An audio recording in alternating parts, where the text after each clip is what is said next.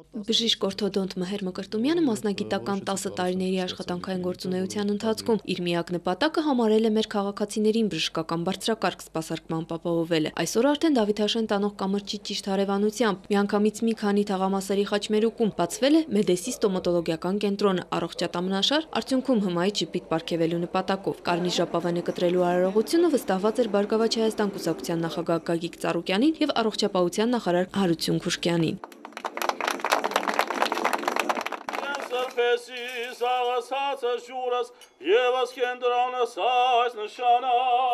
Հյուրերը շրջելով 3 հարկերում տեղակայված սրահներով ծանոթացել են կենտրոնում մատուցվող ծառայություններին եւ տեխնիկական հնարավորություններին։ Այս վարդրությամբ մենք ունենք եզակի սարքավորումներ մեր կլինիկայում, որոնք անգամ բացակայում են տարածաշրջանում,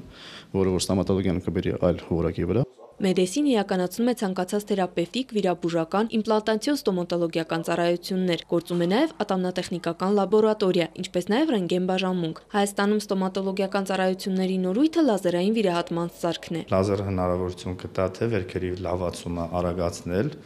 եւ միաժամանակ հեշտացնել եւ անցկացնել այն բոլոր պրոցեդուրաները, որոնք նախկինում համարվել են ավելի դժվար եւ էտապային առումով ավելի ձգձգվող։ Կատարում է լնդերի պլաստիկա, կատարում է ատամի արմատի գագաթի հատում, ոսկրի բացում, ու խորոչը մշակելուց հեռացնում է միայն փափուկ հյուսվածքները, առողջ հյուսվածքը ինքը թողում է անվնաս։